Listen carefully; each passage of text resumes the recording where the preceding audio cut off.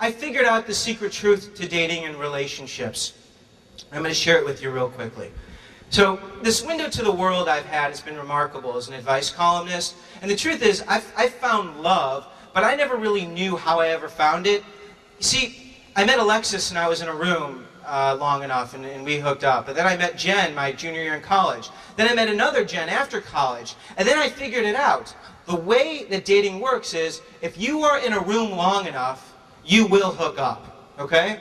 If let's say we seal this room, and you guys are in here for the next 7 years, you know, you will all, or many of you will be hooking up. Okay, not all together, but independently, okay? That is how it happens. The other way that people find love, the other way that people take one of the most important risks of their entire life is if they're in a room with alcohol. It tends to happen that much faster.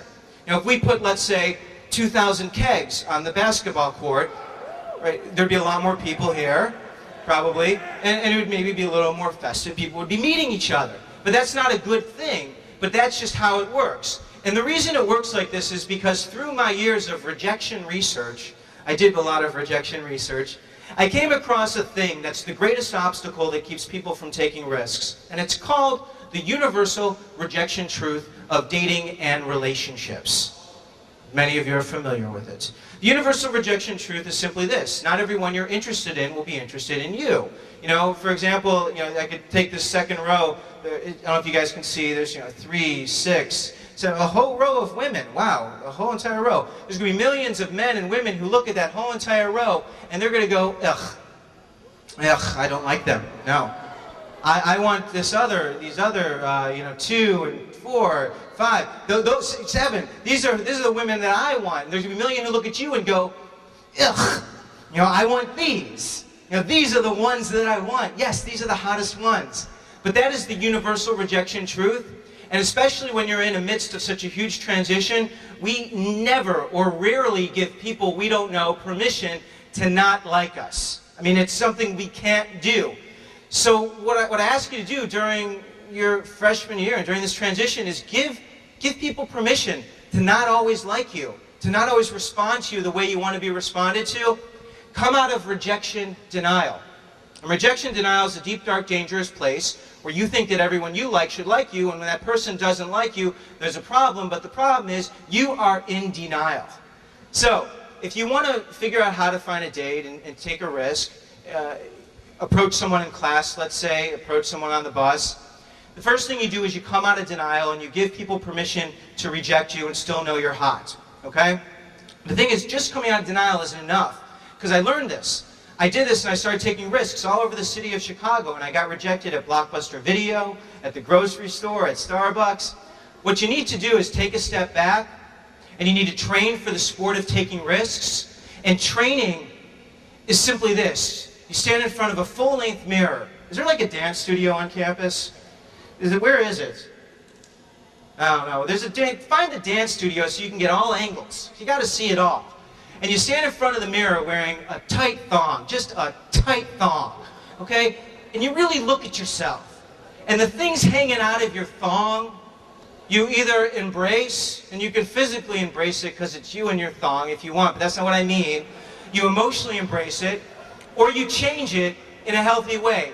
Because if you're uncomfortable with what's hanging out of your thong, you will be unable to take risks, because when a risk doesn't go as planned, you will always think you're the problem. For years, my ears were hanging out of my thong. They were. Until I started training and I realized my ears are an asset. They're fun to hold on to and play with. They separate me from all the flat-eared men of the world. So any of you, I want you to know, when you go into a room, if you're comfortable with what's hanging out of your thong, whether it's big or small, whatever, you just, if you sell it and you own it and you believe in it, other people will be like, oh my God, I never knew this was my type. But most people are too uncomfortable. So do that. Work to do that. Then take that thong off and put it on your head. Okay? Literally or figuratively. And there are things hanging out of your emotional thong.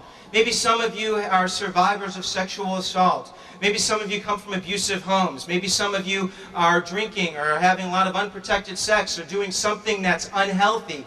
These are symptoms of things hanging out of your thong.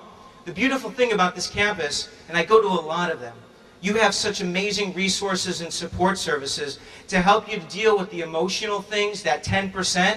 So instead of suffering and feeling like you're alone, turn to the people in the counseling office, go to the Dean of Students office, talk to your RA, talk to the residence life staff, talk to a spiritual leader. If you're someone who has an eating disorder and you're worried about it flaring up, find help before you need it. Ask your parents to get you that help. But that's the idea of training for those things, because if not, you're going to feel alone, you're going to become afraid, you're not going to have the power to take risks. And the third thing you do while training is you surround yourself with great people. People who could remind you of the things that you might forget during this experience. And this is great because here I am surrounded by so many people to reinforce those things that you need to hear. So introduce yourself. Meet these people. Take risk after risk after risk. And if you can't take a risk, take a look in the mirror and ask yourself, what do I need to do so I can be more comfortable with the uncomfortable? And then when it comes to things like drinking and things like sex, if you don't want to do something, you could say, let's wait. You know, if you're in an intimate situation, you could say, hey, you know, this is going too far. Let's just wait 24 hours. So like, what? Let's just wait 24 hours. You know, and if someone won't wait 24 hours to be with you, then that's not someone you should be with today. When it comes to that 24 hours later, you could be like, hey, I have an idea. Let's get screened for chlamydia. That could be fun. And if that person's like, hell no, then don't be with that person.